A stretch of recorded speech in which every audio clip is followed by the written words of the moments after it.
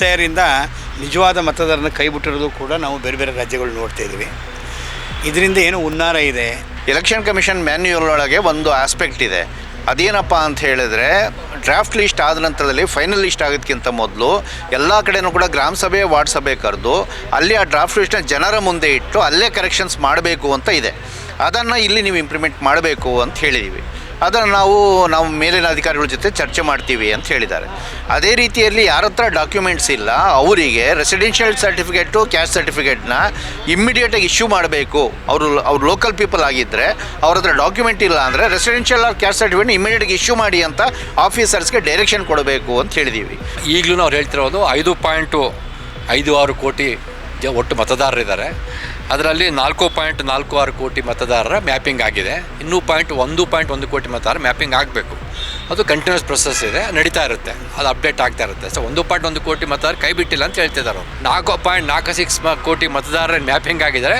ಅವರು 100% ಮತದಾರರ ಪಟ್ಟಿಯಿಂದ ಕೈ ಬಿಡೋದಿಲ್ಲ ಅಂತ ಅವ್ರಿಗೆ ಹೇಳ್ತಾ ಇದ್ದಾರೆ. ಬಟ್ ಅದನ್ನು ನಾವು ಪಶ್ಚಿಮ ಬಂಗಾಳದ ಉದಾಹರಣೆ ತೊಗೊಂಡಾಗ, ಬಿಹಾರ್ ಉದಾಹರಣೆ ತೊಗೊಂಡಾಗ ನಂಬಕ್ಕೆ ಸಾಧ್ಯ. ಈ SIR ಇಂಡಿಯಾ ದೇಶದಲ್ಲಿ ಭಾಳಷ್ಟು ಅನುಮಾನಗಳನ್ನು ಹುಟ್ಟಾಕಿದೆ. ಕೆಲವು ಕಡೆ SIRಯಿಂದ ನಿಜವಾದ ಮತದಾರನ ಕೈ ಬಿಟ್ಟಿರೋದು ಕೂಡ ನಾವು ಬೇರೆ ಬೇರೆ ರಾಜ್ಯಗಳು ನೋಡ್ತಾ ಇದ್ದೀವಿ. ಇದರಿಂದ ಏನು ಹುನ್ನಾರ ಇದೆ. ಈ ಕೇಂದ್ರದಲ್ಲಿರುವಂಥ ಪಕ್ಷ ತಾನು ನಿರಂತರವಾಗಿ ಅಧಿಕಾರದ ಉಳಿಯಬೇಕು ಅನ್ನೋದ್ರಿಂದ ತನಗೆ ಮತ ಚಲಾಶಾಲ ಅಂತ ಈಗಾಗಲೇ ತೀರ್ಮಾನ ಮಾಡಿರೋಂಥವ್ರನ್ನ ಪಟ್ಟಿಯಿಂದ ಲಕ್ಷಾಂತರ ಸಂಖ್ಯೆಯಲ್ಲಿ ಕೈ ಬಿಟ್ಟಿರೋಂಥ ನಾವು ವೆಸ್ಟ್ ಬೆಂಗಾಲ್ ನೋಡಿದ್ವಿ, ಬಿಹಾರಲ್ಲಿ ನೋಡಿದ್ವಿ. ಇತ್ತೀಚಿನ ಡಾಟಾ ಪ್ರಕಾರ ತಮಿಳುನಾಡಲ್ಲೂ ಕೂಡ ಅದು ಕಾಣ್ತಾ ಇದೆ. ಅದರಿಂದ ಕರ್ನಾಟಕದಲ್ಲಿ SIR ಇನ್ನೂ ಶುರುವಾಗಿಲ್ಲ. ಕರ್ನಾಟಕದಲ್ಲಿ ಹಂಗೆ ಆಗಬಾರ್ದು ಅಂತ ನಾವು ನಾಗರಿಕರು ಎಚ್ಚರಿಕೆ ವಹಿಸೋ ದೃಷ್ಟಿಯಿಂದ ಹಲವಾರು ಸಂಘಟನೆಗಳು, ಈ ಸಂಬಂಧಪಟ್ಟಂಗೆ ಕೆಲಸ ಮಾಡ್ತಿರುವಂಥ ವ್ಯಕ್ತಿಗಳು, ಸಂಘಟನೆಗಳು ಚುನಾವಣಾಧಿಕಾರಿ ಜೊತೆ ಇದು ಮುಕ್ತವಾಗಿ ಚರ್ಚೆ ಮಾಡೋಕ್ಕೆ ಬಂದಿದ್ದು. ಅನುಮಾನಗಳನ್ನ ಅವ್ರ ಜೊತೆ ಹಂಚ್ಕೊಂಡು ಕೆಲವು ಪ್ರಶ್ನೆಗಳು ಉತ್ತರ ಕೊಟ್ಟಿದ್ದಾರೆ, ಕೆಲವು ಪ್ರಶ್ನೆಗಳು ಇನ್ನೂ ಕೂಡ ಹಂಗೆ ಮುಗೊಮ್ಮಗಿದ್ದಾವೆ. ಆದರೆ SIR ನೋಟಿಫಿಕೇಷನ್ ಆದಮೇಲೆ ಉತ್ತರ ಕೊಡ್ತೀವಿ ಅಂತ ಹೇಳಿದ್ದಾರೆ.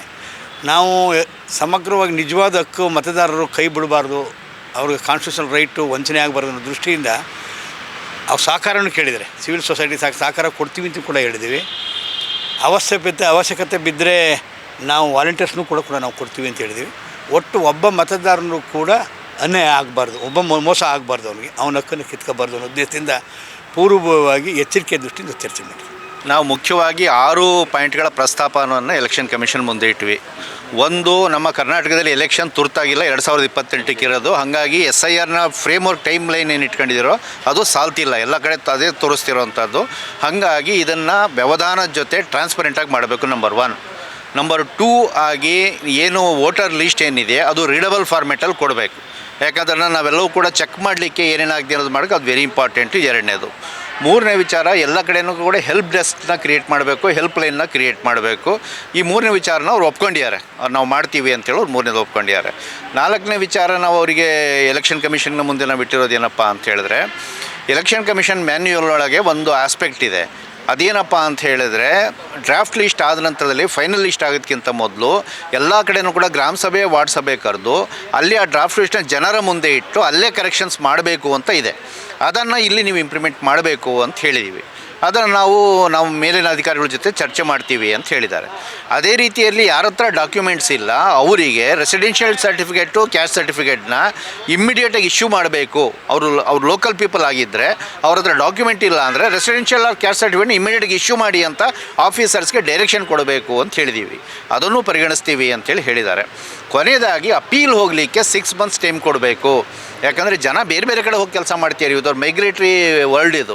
ಸೊ ಹಂಗಾಗಿ ಶಾರ್ಟ್ ಪೀರಿಯಡ್ ಆಗಲ್ಲ, 1 month appeal not enough, 6 months appeal ಇಡಬೇಕು ಅಂತ ಹೇಳಿದ್ದೀವಿ. ಅದನ್ನು ಕೂಡ ನಾವು ಕನ್ಸಿಡರ್ ಮಾಡ್ತೀವಿ ಅಂತ ಹೇಳಿದ್ದಾರೆ. ಬಟ್ ಏನಿದ್ರೂ ಕೂಡ SIR ಶುರು ಆದಮೇಲೆ ಹೇಳೋಕ್ಕೆ ಸಾಧ್ಯ. ಬಟ್ ನೀವು ಹೇಳಿರೋದೆಲ್ಲ ವೆಲ್ಕಮ್ಮು, ಅದನ್ನು ನಾವು ತೊಗೊಂಡಿದ್ದೀವಿ. ಬಟ್ ಇದನ್ನು ಚರ್ಚೆ ಮಾಡಿ ತೀರ್ಮಾನ ಮಾಡ್ತೀವಿ ಅಂತ ಹೇಳಿದ್ದಾರೆ. ಇಷ್ಟು ಸಾರಾಂಶ. Thank you. ಈಗ ಅವರು ನಮಗೊಂದು ಡಾಟಾ ಕೊಟ್ಟಿದ್ದರು, ಅಂಕಿಅಂಶ 24 ಮಾರ್ಚ್ ತಿಂಗಳಲ್ಲಿ ಹೋದಾಗ. ಈಗಲೂ ಅವ್ರು ಹೇಳ್ತಿರೋದು 5.56 ಕೋಟಿ ಒಟ್ಟು ಮತದಾರರಿದ್ದಾರೆ. ಅದರಲ್ಲಿ 4.46 ಕೋಟಿ ಮತದಾರರ ಮ್ಯಾಪಿಂಗ್ ಆಗಿದೆ. ಇನ್ನೂ 1.1 ಕೋಟಿ ಮತದಾರ ಮ್ಯಾಪಿಂಗ್ ಆಗಬೇಕು. ಅದು ಕಂಟಿನ್ಯೂಸ್ ಪ್ರೊಸೆಸ್ ಇದೆ, ನಡೀತಾ ಇರುತ್ತೆ, ಅದು ಅಪ್ಡೇಟ್ ಆಗ್ತಾ ಇರುತ್ತೆ. ಸೊ 1.1 ಕೋಟಿ ಮತದಾರ ಕೈ ಬಿಟ್ಟಿಲ್ಲ ಅಂತ ಹೇಳ್ತಿದ್ದಾರೆ ಅವರು. ಏನು ವ್ಯತ್ಯಾಸ ಇತ್ತಲ್ಲ, ಒಂದು 40-20 ದಿವಸದಿಂದ ಕೊಟ್ಟಾಗ 1.1 ಕೋಟಿ ವ್ಯತ್ಯಾಸ ಇತ್ತು, ಅವ್ರನ್ನ ಕೈ ಬಿಟ್ಟಿಲ್ಲ. ಅದು ಕಂಟಿನ್ಯೂಸ್ ಅಪ್ಡೇಟ್ ಆಗ್ತಾ ಇರುತ್ತೆ. ನೀವು ಪ್ರತಿದಿನ ಅದನ್ನು ನೋಡ್ತಾ ಹೋದರೆ ಅಪ್ಡೇಟ್ ಆಗ್ತಾ ಇದೆ ಅಂತ ಹೇಳ್ತಾ ಇದ್ದಾರೆ. ಅದರಲ್ಲಿ ನಮಗೆ ಕೆಲವು 2 ಕೋಟಿಯಷ್ಟು ಮತದಾರರ ವ್ಯತ್ಯಾಸ ಕಂಡು ಬರ್ತಾ ಇದೆ. ಅದು ಪ್ರೋಜಿಯನ್ಸಿ ಅಂತ ಹೇಳ್ತಾ ಇದ್ದಾರೆ. ಅಂದರೆ ನಮ್ಮ ಯಾರೊಬ್ಬ ಮತದಾರ ಇರ್ತಾರೆ, ಅವರ ತಂದೆ, ಅವರ ತಾತ, ಅದಕ್ಕೆ ಸಂಬಂಧಪಟ್ಟಂಥ ಅಂಕಿಅಂಶಗಳು, ಅದು ನಮ್ಮ ಇಂಟರ್ನಲ್ ಆಂತರಿಕವಾದಂಥ ವ್ಯತ್ಯಾಸಗಳಿರ್ತವೆ. ಅದನ್ನು ನೋಡಬೇಡಿ ನೀವು. 5.56 ಕೋಟಿ ಮತದಾರರಿದ್ದಾರೆ. ಅದರಲ್ಲಿ 4.46 ಮತದಾರರ ಮ್ಯಾಪಿಂಗ್ ಆಗಿದೆ. ಇನ್ನು 1.1 ಕೋಟಿ ಮತದಾರ ಮ್ಯಾಪಿಂಗ್ ಆಗಬೇಕು. ಇಷ್ಟು ಅವ್ರು ಹೇಳ್ತಾ ಇದ್ದಾರೆ. ಇನ್ನು 4.46 ಮತದಾರರ ಮ್ಯಾಪಿಂಗ್ ಆಗಿರೋರ ಕತೆ ಏನು ಅಂತಂದರೆ, 4.46 ಕೋಟಿ ಮತದಾರರ ಮ್ಯಾಪಿಂಗ್ ಆಗಿದ್ದಾರೆ. ಅವರು 100% ಮತದಾರರ ಪಟ್ಟಿಯಿಂದ ಕೈ ಬಿಡೋದಿಲ್ಲ ಅಂತ ಅವ್ರಿಗೆ ಹೇಳ್ತಾ ಇದ್ದಾರೆ. ಬಟ್ ಅದನ್ನು ನಾವು ಪಶ್ಚಿಮ ಬಂಗಾಳದ ಉದಾಹರಣೆ ತೊಗೊಂಡಾಗ, ಬಿಹಾರ್ ಉದಾಹರಣೆ ತೊಗೊಂಡಾಗ ನಂಬಕ್ಕೆ ಸಾಧ್ಯ ಇಲ್ಲ. ಪಶ್ಚಿಮ ಬಂಗಾಳದಲ್ಲಿ 1.36 ಕೋಟಿ ಮತದಾರರ ಮ್ಯಾಪಿಂಗ್ ಆಗಿತ್ತು. ಆದರೆ ಆ 1.36 ಕೋಟಿ ಮತದಾರರ ಮ್ಯಾಪಿಂಗ್ ಆಗಿರೋರಿಗೆ ನೋಟಿಸ್ ಕಳಿಸಿದ್ರು. ಲಾಜಿಕ್ ಡಿಸ್ಕ್ರಿಪೆನ್ಸಿ, ತಾರ್ಕಿಕ ವ್ಯತ್ಯಾಸ ಇದೆ ಅಂತ ಹೇಳ್ಬಿಟ್ಟು ನೋಟಿಸ್ ಕಳಿಸಿದ್ರು. ಅದೇ ರೀತಿ ಈಗಲೂ ನೀವು 4.46 ಕೋಟಿ ಮತದಾರರು ಮ್ಯಾಪಿಂಗ್ ಆಗಿದ್ದಾರೆ, ಅವ್ರಿಗೆ ನೋಟಿಸ್ ಕಳಿಸ್ತಾರೆ ಅಂದರೆ ಅವ್ರು ಹೇಳ್ತಾರೆ ಅದಕ್ಕೆ ನಾನು ಜವಾಬ್ದಾರನಲ್ಲ, ನಾನು ನನ್ನ ರಾಜ್ಯಕ್ಕೆ ಮಾತ್ರ ಜವಾಬ್ದಾರ ಅಂತ ಹೇಳ್ತಾ ಇದ್ದಾರೆ. ಸೊ ಹೀಗಾಗಿ ಅವರ ಪ್ರಕಾರ ಮ್ಯಾಪಿಂಗ್ ಆಗಿರೋರ ಹೆಸರುಗಳು ಇರ್ತವೆ, ತೆಗೆದಾಕಲ್ಲ ಅಂತ ಹೇಳ್ತಾ ಇದ್ದಾರೆ. ಬಟ್ ಅದೆಲ್ಲದಕ್ಕೂ ನಂಬಬೇಕಾಗಿರುವಂಥದ್ದು ಒಂದು ಸಲ SIR ಪ್ರೊಸೆಸ್ ಶುರುವಾದ ನಂತರವಷ್ಟೇ ನಮಗೆಲ್ಲ ವಿಷಯಗಳು ಗೊತ್ತಾಗ್ತವೆ. ಅಲ್ಲಿ ತನಕ ನಾವು ಏನು ಹೇಳೋಕ್ಕೆ ಸಾಧ್ಯವಿಲ್ಲ. ಹೀಗಾಗಿ ಮ್ಯಾಪಿಂಗ್ ಆಗಿರೋರ್ದು 100% ಮತದಾರಲ್ಲಿ ಇರ್ತಾರೆ ಅನ್ನೋದನ್ನು ನಾವು ಈಗಲೇ ಏನು ಹೇಳೋಕ್ಕೆ ಸಾಧ್ಯ ಇಲ್ಲ. ಯಾಕೆಂದರೆ ಪಶ್ಚಿಮ ಬಂಗಾಳದ ಉದಾಹರಣೆಯಲ್ಲಿ. ಎರಡನೇದು, ಲಕ್ಷಾಂತರ ಮನೆಗಳಿಗೆ ಮ್ಯಾಪಿಂಗ್ ಬಂದಿಲ್ಲ BLOಗಳು ಅಂತ ನಾವು ಹೇಳಿದ್ರೆ, ಇಲ್ಲ ಬಂದಿದ್ದಾರೆ, ಬಂದೇ ಇಲ್ದಿರೋದು ನಮಗೆ ಮಾಹಿತಿ ಕೊಡಿ ಅಂತ ಹೇಳ್ತಾ ಇದ್ದಾರೆ. ನಾವು ಸಣ್ಣ ಸಂಘಟನೆಗಳು ಮಾಹಿತಿ ಕೊಡೋಕ್ಕೆ ಸಾಧ್ಯ ಇಲ್ಲ, ನಮ್ಮ ಮಿತಿ ಇದೆ. ಆದರೆ ಮ್ಯಾಪಿಂಗಿಗೆ ಎಲ್ಲ ಕಡೆಗೂ BO ಬಂದಿಲ್ಲ, ಅದು ಸ್ಪಷ್ಟ. ಬಂದಿಲ್ದವ್ರ ಕತೆ ಏನು ಅಂತ ನಮಗೂ ಗೊತ್ತಿಲ್ಲ, ಅವರು ಉತ್ತರ ಕೊಡಲಿಲ್ಲ. आज इलेक्शन कमीशन से हमने मुलाकात की है. आपको मालूम है कि SIR इस वक्त मुल्क में सबसे ज़्यादा चर्चे का विषय है. अब तक जिन रियासतों में SIR हुआ है, बहुत बड़ी तादाद ऐसी है जिनके नाम वोटर लिस्ट से निकाल दिए गए. आज हमने, क्योंकि कर्नाटक में भी SIR आने वाला है, तमाम ही ऑर्गेनाइजेशंस के लोगों ने आज इलेक्शन कमीशन से मुलाकात करते हुए हमने अपने ख़दशात का इजहार किया. इलेक्शन कमीशन ने बहुत ही अच्छी बातें उन्होंने बताई हैं कि जो प्रॉब्लम्स है वो सॉल्व करने के लिए, और हमें तवक्को है कि जितने इस वक्त मसाइल हैं चर्चे में हैं, वो सारे प्रॉब्लम्स को ये सॉल्व करेंगे, ऐसा हम मांग के चलते हैं. और एक अहम बात इलेक्शन कमीशन की जानिब से ये आई है कि वॉलंटियर्स भी वो लेने के लिए तैयार है. जितने भी ऑर्गेनाइजेशंस हैं उन्होंने कहा कि वो अपनी तरफ से वॉलंटियर्स देते हैं, तो वो मुख्तलिफ़ मकामात पर उनको वो उनके लिए काम भी देंगे, उनको इस्तेमाल भी करेंगे, तो फ़ायदा भी उठाएंगे. ये बहुत अच्छी बात आज हमारे सामने आई है.